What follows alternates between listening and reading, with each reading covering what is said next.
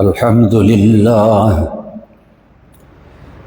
لله نحمده ونستعينه ونستغفره ونؤمن به ونتوكل عليه ونعوذ بالله من شرور أنفسنا ومن سيئات أعمالنا من يهده الله فلا مضل له ومن يضلل فلا هادي له ونشهد أن لا إله إلا الله وحده لا شريك له ونشهد أن سيدنا ومولانا محمدا عبده ورسوله أما بعد فأعوذ بالله من الشيطان الرجيم بسم الله الرحمن الرحيم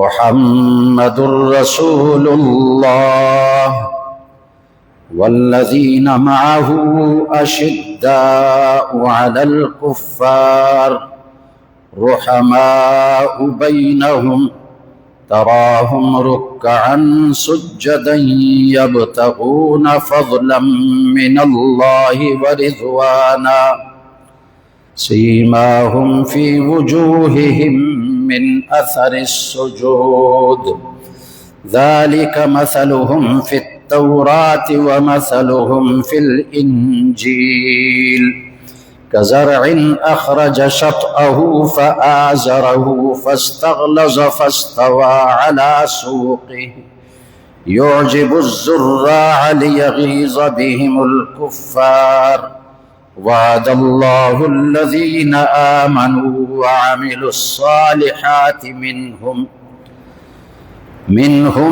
مغفرة وأجرا عظيما صدق الله العظيم اللهم صل على محمد وعلى آل محمد كما صليت على إبراهيم وعلى آل إبراهيم إنك حميد مجيد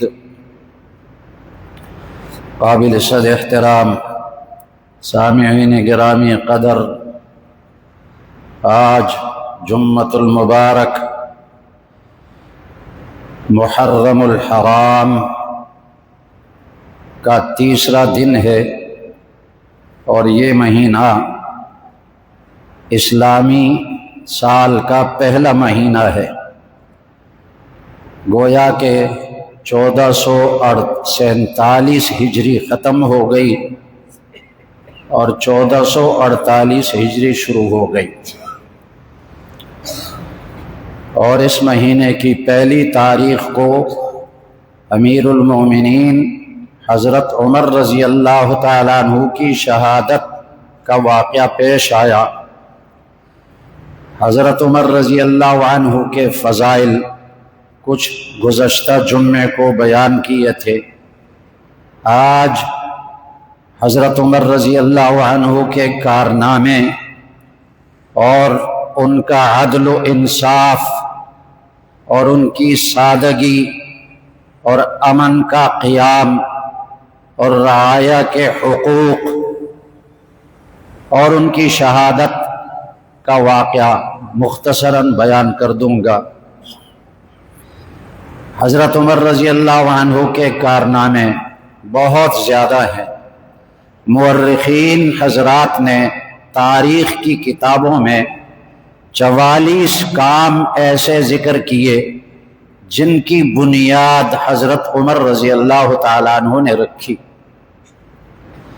انہی میں سے ایک سن ہجری کا آغاز ہے۔ یہ جو اسلامی سال محرم کے مہینے سے شروع ہوتا ہے، اس کا آغاز، اس کی ابتدا حضرت عمر رضی اللہ تعالیٰ عنہ نے اپنے زمانے خلافت میں کی۔ اس سے پہلے اسلامی تاریخ نہیں تھی۔ حضرت عمر رضی اللہ تعالیٰ عنہ نے صحابہ کو جمع کیا اور ان کے سامنے یہ بات رکھی کہ ہماری کوئی اسلامی تاریخ بھی ہونی چاہیے۔ کس واقعہ سے اس کی ابتدا کی جائے؟ کسی نے کہا کہ رسول اللہ صلی اللہ علیہ وسلم کی پیدائش والے مہینے سے اس کی ابتدا کی جائے، کسی نے کہا کہ نبوت جب آپ کو ملی اس سے ابتدا کی جائے۔ فیصلہ اس بات پر ہوا کہ رسول اللہ صلی اللہ علیہ وسلم نے جو مکہ سے مدینہ ہجرت کی، یہ ہجرت ذریعہ اور سبب بنی پوری دنیا میں دین اسلام پھیلنے کا۔ اسی ہجرت کی وجہ سے پوری دنیا میں اسلام پھیلا، اس لیے اس ہجرت سے نئے اسلامی سال کی ابتدا کی جائے۔ تو ہجرت ربیع الاول کے مہینے میں ہوئی، محرم سے اس کی ابتدا ہوئی۔ اسی طرح نبی کریم صلی اللہ علیہ وسلم کی زندگی میں قرآن مجید ایک جگہ لکھا ہوا نہیں تھا، الگ الگ چمڑے کے ٹکڑوں پر لکھا ہوا تھا، کھجور کی شاخوں پہ لکھا ہوا تھا۔ جب ابو بکر صدیق رضی اللہ عنہ خلیفہ بنے تو حضرت عمر رضی اللہ تعالیٰ عنہ نے ابو بکر صدیق سے یہ درخواست کی کہ آپ ان صحابہ کو جمع کریں جو رسول اللہ صلی اللہ علیہ وسلم کی زندگی میں وحی لکھا کرتے تھے، اور ان کو حکم دیں کہ قرآن مجید ایک کتاب میں مکمل جمع کر دیا جائے۔ حضرت ابو بکر صدیق رضی اللہ عنہ پہلے ان کی شرح صدر نہیں ہونے لگی، نہیں مانا انہوں نے، لیکن حضرت عمر رضی اللہ تعالیٰ عنہ نے بار بار اصرار فرمایا کہ آپ کو ایسا کرنا پڑے گا۔ ان کے اصرار پر پھر ابو بکر صدیق رضی اللہ عنہ نے وہ وحی لکھنے والے صحابہ کو جمع کیا اور ان کو حکم دیا ایک کتاب میں پورے قرآن کو جمع کیا جائے۔ پہلے الگ الگ لکھا ہوا تھا، لیکن صحابہ کے سینوں میں تو پورا قرآن محفوظ تھا۔ اسی طرح حضرت عمر رضی اللہ تعالیٰ عنہ کے کارناموں میں سے ایک بڑا کارنامہ دین اسلام کا پوری دنیا میں پھیل جانا اور ملکوں کے ملک فتح ہونا۔ رسول اللہ صلی اللہ علیہ وسلم کی زندگی میں اسلام جزیرۃ العرب سے باہر نہیں نکلا تھا۔ ابو بکر صدیق رضی اللہ عنہ کی زندگی میں، ان کے زمانے خلافت میں اسلام جزیرۃ العرب تک محدود تھا، لیکن حضرت عمر رضی اللہ عنہ کا زمانہ خلافت آیا تو اسلام پھیل گیا، ملک فارس فتح ہوا جس کو آج کل ایران کہتے ہیں، اور ملک شام فتح ہوا، روم فتح ہوا، عراق فتح ہوا، اور 22 لاکھ مربع میل پر مسلمانوں کی حکومت بن گئی۔ حضرت عمر رضی اللہ تعالیٰ عنہ حکمران بنے۔ اور ایک انگریز مورخ ہے مسٹر جون، وہ لکھتا ہے کہ حضرت عمر رضی اللہ تعالیٰ عنہ کی خلافت 10 سال رہی، اگر حضرت عمر رضی اللہ تعالیٰ عنہ مزید 10 سال خلیفہ رہتے اور زندہ رہتے تو پوری دنیا میں امت محمدیہ کے علاوہ کوئی فرد بھی باقی نہ رہتا۔ تو میں نے عرض کیا کہ کارنامے کتنے ہیں؟ تاریخ کی کتابوں میں 44 ایسے کام ذکر کیے جن کی بنیاد حضرت عمر رضی اللہ تعالیٰ عنہ نے رکھی، ان میں سے چند یہ ہیں۔ اس کے بعد حضرت عمر رضی اللہ تعالیٰ عنہ نے حکومت کیسے کی، اپنی رعیت کی خبر کیسے لی، جن کے حکمران تھے ایک ایک فرد کی خبر لیتے تھے اور فرماتے تھے کہ اگر دریائے فرات کے کنارے پر کوئی کتا بھوک سے مر جائے تو قیامت کے دن عمر سے پوچھا جائے گا تیری حکومت میں کتا کیسے بھوک سے مرا۔ اب اسی سے متعلق ایک واقعہ عرض کر دیتا ہوں، واقعات تو بہت سارے ہیں، وقت کم ہے، ایک ایک واقعہ بتاؤں گا کہ اپنی رعیت کی خبرگیری کیسے کرتے تھے، ان کا خیال کیسے رکھتے تھے۔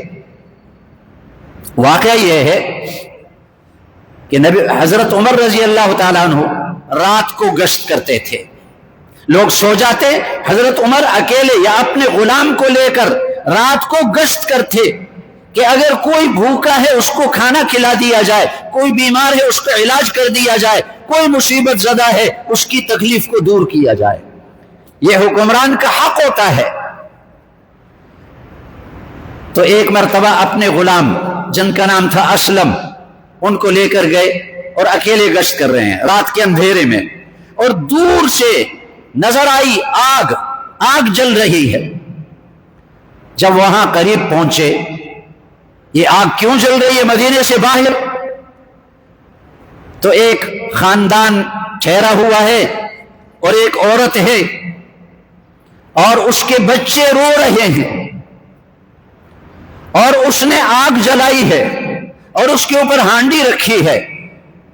حضرت عمر نے پوچھا یہ بچے کیوں رو رہے ہیں؟ وہ عورت کہنے لگی بھوک کی وجہ سے رو رہے ہیں۔ ہانڈی میں کیا رکھا ہوا ہے؟ وہ عورت کہنے لگی ہانڈی میں کچھ بھی نہیں، کھانے کے لیے پکانے کے لیے کچھ بھی نہیں، پانی ڈالا ہوا ہے ان بچوں کا دل بہلانے کے لیے کہ بچے دیکھ لیں کہ اماں جان کوئی چیز پکا رہی ہے اور پکا کر ہمیں کھلائے گی۔ حضرت عمر رضی اللہ عنہ اپنے غلام کو لے کر آئے، سیدھے مدینہ پہنچے اور بیت المال میں سے ایک بوری میں کچھ آٹا، کچھ گھی اور کچھ اور چیزیں جو ضرورت کی چیزیں تھی ایک بوری میں ڈال کر اپنے غلام سے کہا یہ میرے کندھے پر رکھ دو۔ غلام نے عرض کیا آپ میرے کندھے پر رکھیں، میں اس کو لے جاؤں گا۔ حضرت عمر رضی اللہ تعالیٰ عنہ نے فرمایا قیامت کے دن تو نے اللہ کے سامنے جواب نہیں دینا، میں نے دینا ہے، میں خود اپنے کندھے پر اٹھا کر لے جاؤں گا۔ وہ کھانے کی چیزیں لے کر گئے اور اس عورت سے کہا کہ اس کو ہانڈی میں پکا لو، اور خود دور بیٹھ گئے کہ اس وقت تک یہاں سے نہیں جائیں گے کہ ان بچوں کو روتا ہوا دیکھا، جب یہ بچے کھانا کھا کر اور کھیل میں لگ جائیں گے اور ہنسیں گے تب میں واپس جاؤں گا۔ یہ ہے رعیت کی خبرگیری، یہ حکمران کی ذمہ داری ہوتی ہے کہ اپنے پورے ملک کے اندر جتنے باشندگان ہیں ایک ایک کی خبر لے، کوئی غریب تو نہیں ہے، کوئی بھوکا تو نہیں ہے، کوئی پیاسا تو نہیں ہے، کوئی ضرورت مند تو نہیں ہے، کوئی محتاج تو نہیں ہے، کوئی بیمار تو نہیں ہے، اس کی ضرورت پوری کر دی جائے۔ کہاں سے لائیں گے ایسے حکمران؟ آج کل کے حکمرانوں کو تو اپنی فکر لگی ہوئی ہے، غریبوں کی کوئی فکر نہیں ہے۔ غریب بھوکے مر جائیں تو مرتے رہیں، اگر غریب مر جائیں عورت شکایت کرے میرا بیٹا کیوں مارا گیا تو افسران کیا کہتے ہیں اور بیٹے پیدا کرو۔ آج کل تو یہ ہوتا ہے، واقعہ ایسا ہوا ہے، اور بیٹے پیدا کرو۔ اگلی بات حضرت عمر رضی اللہ عنہ کا عدل و انصاف، اس کے بھی سینکڑوں واقعات ہیں، ایک واقعہ عرض کر دیتا ہوں۔ انصاف کس کو کہتے ہیں کہ حکمران اور ایک ملک کا غریب باشندہ دونوں برابر ہوں عدالت میں، غریب اور امیر دونوں برابر ہوں عدالت میں، اس کو عدل کہتے ہیں۔ جو قانون غریبوں کے لیے ہے وہ قانون حکمرانوں کے لیے ہے، وہ افسران بالا کے لیے ہوگا، وہ امیروں کے لیے بھی ہوگا، اس کو عدل کہتے ہیں۔ آج ہمارے ملک میں عدل کا نام و نشان ہی نہیں ہے، امیروں کے لیے الگ قانون، غریبوں کے لیے الگ قانون، حکمران قانون سے مستثنا۔ کہتے ہیں یہ جو صدر ہے نا اس کے خلاف تا حیات کوئی کیس درج نہیں ہوگا، تا حیات یہ قانون بنایا جا رہا ہے، بنایا گیا ہے۔ تو ایک واقعہ میں عرض کروں گا۔ حضرت عباس رضی اللہ عنہ نبی کریم صلی اللہ علیہ وسلم کے چچا ہے، اور ان کے گھر، آج تو مسجد نبی بہت وسیع ہے، اس وقت مسجد نبی چھوٹی سی تھی، اور رسول اللہ صلی اللہ علیہ وسلم کے روضہ مبارک کی زیارت کے لیے جو حجاج کرام جاتے ہیں باب السلام سے داخل ہوتے ہیں، باب السلام سے اندر جا کر ایک کنارے پر اس وقت حضرت عباس رضی اللہ عنہ کا گھر تھا، وہ مسجد نہیں تھی۔ تو حضرت عباس رضی اللہ عنہ کے گھر کی چھت پر ایک پرنالہ لگا ہوا تھا جس سے بارش کا پانی نیچے بہتا تھا۔ حضرت عمر رضی اللہ عنہ اپنے زمانے خلافت میں نماز کی تیاری کر کے آئے، بارش برس رہی تھی اور اس راستے سے گزرے، اوپر سے پرنالے سے پانی گر رہا تھا۔ حضرت عمر رضی اللہ عنہ نے یہ سوچا کہ یہاں سے لوگ گزریں گے نماز کے لیے اور پانی ان پر گرے گا، تو عام لوگوں کے مفاد کے لیے حکم دے دیا اس پرنالے کو ہٹا دو. اپنے مفاد کے لیے نہیں، عام لوگوں کے فائدے کے لیے پرنالے کو ہٹا دو. حضرت عباس نہیں تھے، کہیں سفر پر تھے. سفر سے واپس آئے، دیکھا کہ گھر کا پرنالہ گرا دیا گیا ہے. پوچھا کس نے گرایا؟ بتایا گیا امیر المومنین نے گرایا. حضرت عباس رضی اللہ عنہ سیدھے عدالت میں پہنچے. عدالت کے جج تھے ابی ابن کعب رضی اللہ تعالیٰ عنہ، قاضی تھے، جج تھے. حضرت عمر نے ان کو جج بنایا ہوا تھا. ان کے پاس گئے اور دعویٰ دائر کیا امیر المومنین کے خلاف کہ انہوں نے میرے گھر کا پرنالہ گرایا ہے. جج نے پیغام بھیجا کہ امیر المومنین حاضر ہو جائیں. امیر المومنین حاضر ہو گئے. عدالت میں ابی ابن کعب رضی اللہ تعالیٰ عنہ ان کے لیے اٹھے نہیں، اس لیے کہ اس وقت امیر المومنین بحیثیت ایک فریق کے حاضر ہوئے عدالت میں. حضرت عباس مدعی ہیں اور امیر المومنین مدعا علیہ ہیں. فریق کی حیثیت سے حاضر ہوئے ہیں، امیر المومنین کی حیثیت سے حاضر نہیں ہوئے.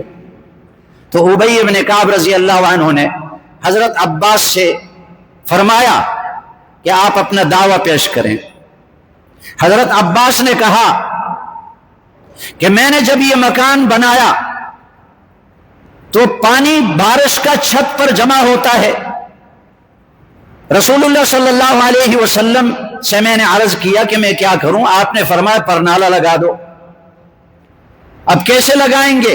حضرت عباس نے کہا یا رسول اللہ میں بیٹھ جاؤں گا، آپ میرے کندھے پر سوار ہو جائیں اور میں کھڑا ہو جاؤں گا اور آپ یہ پرنالہ اپنے ہاتھ سے لگا دیں. تو حضرت عباس نے کہا یہ تو رسول اللہ صلی اللہ علیہ وسلم کے ہاتھ مبارک کا لگا ہوا پرنالہ ہے، آپ نے کیوں اس کو گرا دیا؟ اس پرنالے کو رسول اللہ صلی اللہ علیہ وسلم کے مبارک ہاتھ لگے ہیں. اور گواہ بھی پیش کر دیے، 2 گواہ بھی پیش کر دیے کہ واقعی یہ رسول اللہ صلی اللہ علیہ وسلم نے لگایا ہوا ہے. تو ابی ابن کعب رضی اللہ عنہ جو جج تھے وہ حضرت عمر کی طرف متوجہ ہوئے اور فرمایا کہ ابھی آپ اپنے لیے سزا خود تجویز کریں. انہوں نے دعویٰ کیا آپ کے خلاف اور گواہ بھی پیش کیے، آپ اپنے لیے خود سزا تجویز کریں. حضرت عمر رضی اللہ تعالیٰ عنہ نے فرمایا کہ اس کی سزا میں تجویز کروں گا، اگر حضرت عباس کو پسند ہو تو ٹھیک ہے، ورنہ جو بھی سزا مجھے دینا چاہے دے دیں. سزا کیا ہے؟ لوگوں کو جمع کیا جائے اور میں بیٹھ جاؤں گا اور حضرت عباس میرے کندھے پر سوار ہو جائیں گے اور یہ پرنالہ اپنے ہاتھ میں لیں گے اور لوگوں کے سامنے یہ پرنالہ اس مکان کی چھت پر دوبارہ لگا دیں گے جہاں رسول اللہ صلی اللہ علیہ وسلم نے لگایا ہوا تھا. یہ ہے عدل و انصاف. جو قانون غریب کے لیے ہے وہ امیر کے لیے ہوگا، جو قانون ایک رعیت والوں کے لیے ہے وہی حکمرانوں کے لیے ہوگا. کسی حکمران کو استثناء اسلامی شریعت میں حاصل نہیں ہے. چنانچہ ایسا ہی ہوا، لوگ جمع ہوئے اور سب کے سامنے حضرت عمر رضی اللہ عنہ بیٹھ گئے. حضرت عباس اپنے کندھوں پر ان کو سوار کر کے کھڑے ہوئے اور حضرت عباس نے وہ پرنالہ لگایا. اس کو کہتے ہیں عدل و انصاف. آج عدالتیں ہیں، عدل نہیں ہے اس میں، جج ہیں، انصاف نہیں ہے. تو وقت مختصر ہے، میں اور زیادہ واقعات بیان نہیں کرنا چاہتا. اگلی بات حضرت عمر رضی اللہ عنہ کی سادگی. کوئی پروٹوکول نہیں تھا، کوئی آگے پیچھے فوج نہیں جا رہی تھی. ایک عجیب واقعہ ہے کہ حضرت عمر رضی اللہ تعالیٰ عنہ نے ایک لشکر بھیجا بیت المقدس فتح کرنے کے لیے. ابو عبیدہ بن الجراح کو اس کا سپہ سالار بنا دیا. وہ جب پہنچے بیت المقدس وہاں کے نصارہ سے ملاقات ہوئی.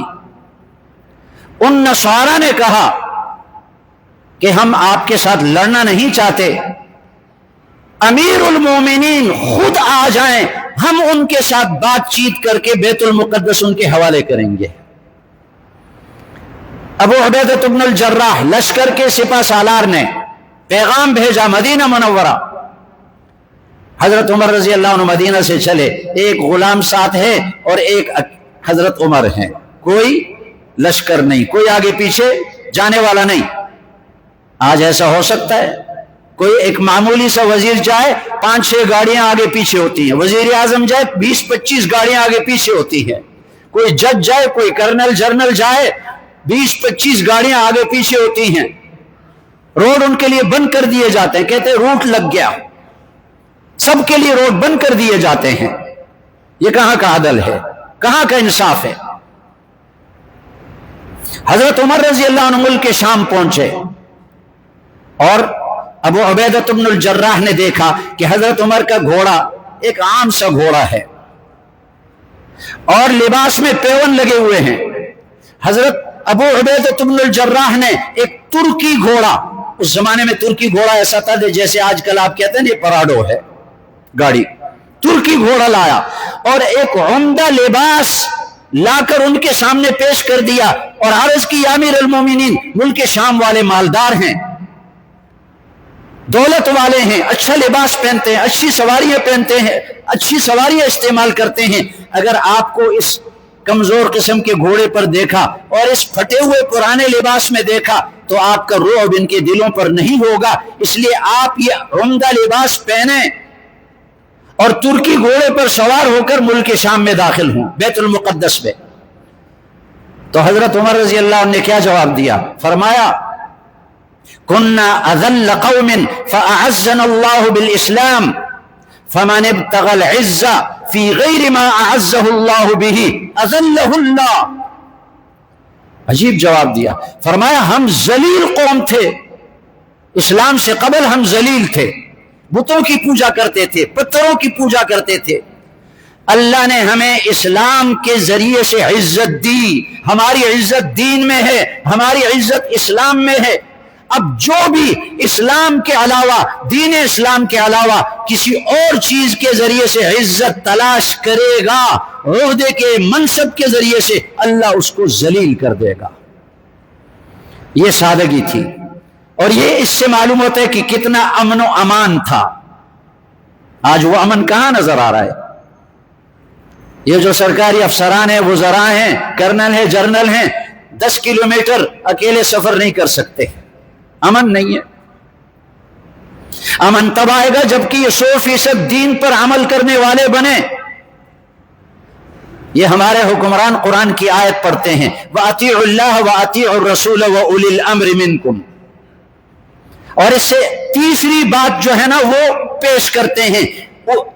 پہلی بات تو یہ کہ اللہ کا حکم مانو، اللہ کی فرمان برداری کرو، دوسری بات یہ کہ رسول صلی اللہ علیہ وسلم کی فرمان برداری کرو، تیسری بات یہ کہ اپنے حکمرانوں کی فرمان برداری کرو۔ اس تیسری بات کو پیش کرتے ہیں کہ دیکھو اللہ نے قرآن میں حکم دیا کہ حکمرانوں کی بات مانو، حکمرانوں کی بات مانو۔ تو ان سے اگر پوچھا جائے کہ تم جو حکمران ہو، ارباب اختیار، تم پہلی دونوں باتوں پر عمل کرو تو تیسری بات پر عمل کرنے کے لیے سب تیار ہو جائیں گے۔ پہلی بات تو یہ کہ اللہ کا حکم مانو، تم نے کہاں اللہ کا حکم مانا؟ تم نے کہاں قرآن مجید کے قوانین نافذ کیے اس ملک کے اندر؟ تم نے کہاں حدود کا نظام نافذ کیا، قصاص کا نظام نافذ کیا، چور کی سزا نافذ کی، زانی کی سزا نافذ کی، ڈاکو کی سزا کہاں نافذ کی ہے؟ یہ سب سزائیں قرآن میں موجود ہیں، تم اللہ کی نافرمانی کرتے ہو۔ تم رسول اللہ صلی اللہ علیہ وسلم کا حکم پہلے مانو، تب تیسرے نمبر پر تمہارا حکم آئے گا۔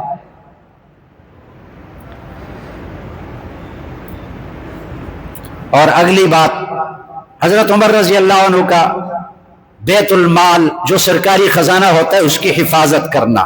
یہ سرکاری خزانہ حکمرانوں کے پاس امانت ہے، پوری قوم کی امانت ہے، ہر فرد کا اس میں حصہ ہے۔ واقعہ عجیب آتا ہے، حضرت عمر رضی اللہ عنہ بال پراگندہ ہیں اور سادے سے کپڑے ہیں اور مدینہ سے باہر نکلے ہیں اور دوڑ رہے ہیں، سامنے سے احنف ابن قیس جو تابعی تھے وہ آئے اور پوچھا امیر المومنین آپ کہاں جا رہے ہیں؟ تو کیا فرمایا کہ بیت المال یعنی سرکاری خزانے میں سے ایک اونٹ نکل کر کہیں بدک گیا، اور چونکہ وہ پوری قوم پوری امت کا اس میں حق ہے تو مجھ سے پوچھا جائے گا یہ اونٹ کیوں ضائع ہوا، میں اس اونٹ کو تلاش کرنے کے لیے نکلا ہوں۔ تو احنف ابن قیس نے پوچھا، عرض کیا کہ آپ اپنے کسی غلام کو بھیج دیتے۔ فرمایا قیامت کے دن غلام سے نہیں پوچھا جائے گا، مجھ سے پوچھا جائے گا۔ آج سرکاری خزانے کو کیسے لوٹا جاتا ہے، کوئی حفاظت اس کی نہیں کی جاتی، جس کا ہاتھ پہنچتا ہے وہ سرکاری خزانے کو لوٹتا ہے۔ اب چونکہ وقت مختصر ہے میں ان کی شہادت کا واقعہ مختصراً عرض کر دوں گا۔ مغیرہ ابن شعبہ رضی اللہ عنہ صحابی ہیں، ان کے غلام تھے ابو لولو فیروز، مجوسی تھا وہ غلام، اور وہ کارپینٹر بھی تھا اور کاریگر بھی تھا، لوہے کا کام بھی جانتا تھا، نقش و نگار کا کام جانتا تھا۔ تو مغیرہ ابن شعبہ رضی اللہ عنہ نے فرمایا کہ تم اپنے لیے کاروبار کرو، مجھے روزانہ 2 درہم ٹیکس دو۔ 2 درہم چاندی کے درہم ہوتے تھے، روزانہ 2۔ اس غلام نے حضرت عمر رضی اللہ عنہ سے شکایت کی کہ میرے آقا نے مجھ پر ٹیکس زیادہ رکھا ہے، آپ سفارش کریں وہ کم کر دے۔ پوچھا کتنا رکھا ہے؟ کہنے لگا 2 درہم۔ پھر پوچھا تمہارا کاروبار کیا ہے؟ اس نے اپنا کاروبار بتایا تو حضرت عمر رضی اللہ عنہ نے فرمایا یہ ٹیکس زیادہ نہیں ہے، تم غلام ہو، اگر آقا چاہے تو غلام سے اپنی خدمت لے، اگر آقا چاہے تو غلام کو کہے تم اپنے لیے کماؤ، مجھے روزانہ اتنا دو، تم اچھے بھلے کاریگر ہو اور یہ ٹیکس کم زیادہ نہیں ہے۔ وہ غلام ناراض ہو گیا، مجوسی تو تھا نا۔ مجوسی کہاں تھے؟ ایران، جس کو آج کل ایران کہتے ہیں، اس وقت اس کو فارس کہا جاتا تھا، مجوس وہاں رہتے تھے، اور وہ وہاں سے آیا ہوا تھا ایران سے۔ اس کو غصہ آیا کہ میری سفارش کیوں نہیں کی۔ اس نے کہا میں چکیاں بھی بناتا ہوں، گھروں میں چکیاں ہوتی تھی، آٹا اس سے بناتے تھے۔ حضرت عمر رضی اللہ عنہ نے فرمایا میرے لیے بھی ایک اچھی سی چکی بنا دو۔ اس غلام نے کہا کہ میں آپ کے لیے ایسی چکی بناؤں گا کہ پوری دنیا میں اس کا شور سنائی دے گا۔ حضرت عمر رضی اللہ عنہ نے فرمایا کہ سمجھ گئے کہ اس نے مجھے تو دھمکی دے دی، آپ کے لیے ایسی چکی بناؤں گا کہ پوری دنیا میں لوگ اس کا شور سنیں گے، دھمکی دے دی۔ کیوں دھمکی دی؟ کہ حضرت عمر نے ان کی سفارش نہیں کی۔ اب فجر کی نماز ہو رہی ہے، حضرت عمر رضی اللہ عنہ مصلی پہ کھڑے ہیں، پیچھے صفیں بنی ہوئی ہیں، اور اقامت ہو گئی، اور حضرت عمر رضی اللہ عنہ نے تکبیر پڑھ لی اور قرات شروع کر دی، نماز شروع ہو گئی۔ اتنے میں وہ مجوسی غلام ایک 2 دھاری خنجر لے کر آیا، 2 دھاری، دونوں طرف اس کی دھار تھی، اور حضرت عمر رضی اللہ تعالیٰ عنہ کو مصلی پر زخمی کر دیا۔ کئی زخم ان کے جسم پر آ گئے اور وہ گر گئے، خون نکلا جسم سے۔ عبد الرحمن ابن عوف رضی اللہ عنہ کی طرف اشارہ کیا کہ آگے بڑھو، مصلی پر نماز پڑھاؤ۔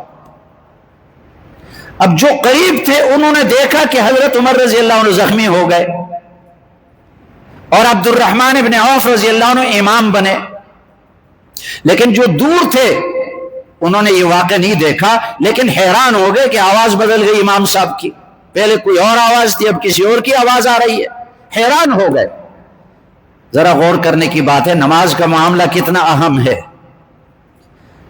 22 لاکھ مربع میل کے حکمران امام ہیں، وہ زخمی ہو گئے، گر گئے، لیکن کسی نے نماز نہیں توڑی، کسی نے نماز نہیں توڑی، کیونکہ نماز تو اللہ کا حق ہے، اللہ کا حکم ہے۔ آج ہمارا کیا حال ہے؟ معمولی بہانوں سے ہم نماز چھوڑ بھی دیتے ہیں، توڑنا تو الگ بات ہے، چھوڑ بھی دیتے ہیں، جماعت چھوڑ دیتے ہیں، معمولی عذر کی وجہ سے جماعت چھوڑ دیتے ہیں، اور نماز کے دوران نماز خشوع خضوع سے نہیں پڑھتے، توجہ کسی اور طرف ہوتی ہے، کیا کیا حرکتیں کرتے نماز کے دوران۔ 22 لاکھ مربع میل کے حکمران زخمی ہوئے، کسی نے نماز نہیں توڑی، 2-4 آدمیوں نے ان کو اٹھا کر ایک کنارے پر لٹا دیا۔ حضرت عمر نے پہلی بات کیا پوچھی؟ مجھے کس نے مارا؟ بتایا گیا کہ ابو لولو مجوسی غلام نے۔ حضرت عمر نے فرمایا الحمدللہ کہ اللہ نے میری موت کسی مسلمان کے ہاتھ سے مقرر نہیں کی، مجوسی کے ہاتھ سے میں شہید ہوا۔ اور یاد رکھیں حضرت عمر نے بیت اللہ کے سائے میں دعا مانگی تھی اللہ سے، اللہم ارزقنی شہادتاً فی سبیلک وموتاً ببلد حبیبک، اے اللہ مجھے اپنے راستے میں شہادت کی موت عطا کر دے اور اپنے حبیب صلی اللہ علیہ وسلم کے شہر میں موت عطا کر دے۔ صحابہ حیران ہو گئے، شہادت کی موت بھی مانگتے ہیں، شہادت تو کہیں جہاد میں ہوگی، اور پھر اللہ کے نبی کے شہر کی موت مانگتے ہیں۔ اللہ نے دونوں باتیں پوری کر لی، دونوں دعائیں پوری کر لی۔ اور وہ مجوسی یوں تلوار خنجر چلاتا ہوا 13 صحابہ کو اس نے زخمی کیا، جس میں سے 7 شہید ہو گئے، باقی زخمی۔ ایک صحابی نے جب دیکھا کہ یہ تو سب کو مار رہا ہے، ایک بڑا جبہ تھا اس کے پاس، وہ جبہ اس پر یوں ڈالا، اس کو گھیر لیا۔ جب گھیرا، اس ابو لولو نے جب سمجھا کہ اب تو میں پکڑا گیا ہوں، تو خود اپنے خنجر سے اپنے آپ کو مردار کر دیا۔ آج وہ ابو لولو فیروز مجوسی، اس کی قبر ایران میں ہے، اور ایرانی شیعہ اس کی زیارت کے لیے جاتے ہیں اور اس کی تعظیم کرتے ہیں، اس مجوسی کی تعظیم کرتے ہیں۔ حضرت عمر رضی اللہ تعالیٰ عنہ نے پہلی وصیت کیا کی؟ اپنے بیٹے حضرت عبداللہ ابن عمر کو بلایا اور فرمایا کہ مجھ پر قرضہ کتنا ہے؟ دیکھو امیر المومنین 22 لاکھ مربع میل کے حکمران،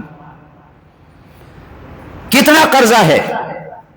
انہوں نے کہا 86,000 درہم قرضہ، بیت المال پاس ہے، بیت المال سے اپنا قرضہ ادا نہیں کیا،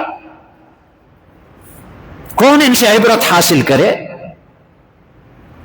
تو حضرت عمر نے وصیت کی کہ پہلے میرے اپنے خاندان والوں سے کہہ دو کہ وہ تعاون کر کے تھوڑا تھوڑا جمع کر کے ادا کریں، اگر ان سے ادا نہ ہوا تو پھر قریش سے مانگو، غیر قریش سے کوئی تعاون نہ مانگو۔ پہلی وصیت یہ کی۔ دوسری وصیت 6 آدمیوں کی شورا بنائی، 6 صحابہ کی، کہ وہ میرے بعد خلیفہ کو منتخب کریں۔ تیسری وصیت فرمایا اب اپنے بیٹے عبداللہ ابن عمر سے جاؤ ام المومنین حضرت عائشہ رضی اللہ عنہا سے درخواست کرو کہ آپ کا جو کمرہ ہے نا، حجرہ، جس میں رسول اللہ صلی اللہ علیہ وسلم کی قبر مبارک ہے، ابو بکر صدیق رضی اللہ عنہ کی قبر مبارک ہے، وہاں تیسری جگہ خالی ہے، میرے لیے قبر کی اجازت دے دیں۔ عبداللہ ابن عمر چلے گئے، حضرت عائشہ نے اجازت دے دی۔ حضرت عمر بےتاب تھے اس خبر کو سننے کے لیے۔ جب عبداللہ ابن عمر کو دیکھا تو یوں سنجیدہ ہو کر بیٹھے، کیا خبر لے کر آئے؟ انہوں نے عرض کیا کہ حضرت عائشہ نے اجازت دے دی۔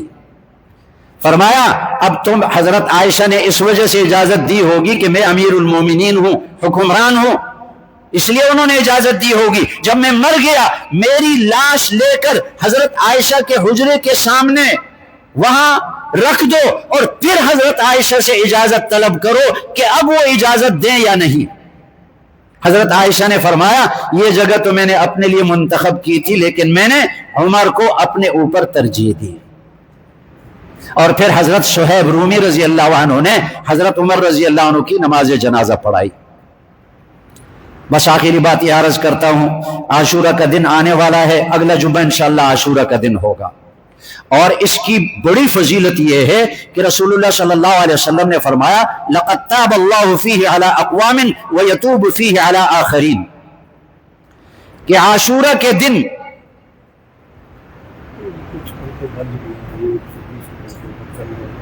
ٹھیک ہے اللہ نے اس دن بہت سی پچھلی قوموں کی توبہ قبول کی، آئندہ بھی اس دن لوگوں کی توبہ قبول کریں گے، تو اس دن توبہ کرنی چاہیے۔ اور پھر نبی کریم صلی اللہ علیہ وسلم نے فرمایا صیام یوم عاشورہ احتسب علی اللہ ان یکفر السنۃ التي قبلہ، جو عاشورے کا روزہ رکھے مجھے اللہ سے امید ہے ایک گزشتہ سال کے گناہ اللہ اس کے معاف کرے گا۔ اور ویسے بھی حدیث میں آتا ہے رسول اللہ صلی اللہ علیہ وسلم نے فرمایا کہ ماہ رمضان کے روزے تو فرض ہیں، ان کے بعد سب سے افضل روزے ماہ محرم کے روزے ہیں۔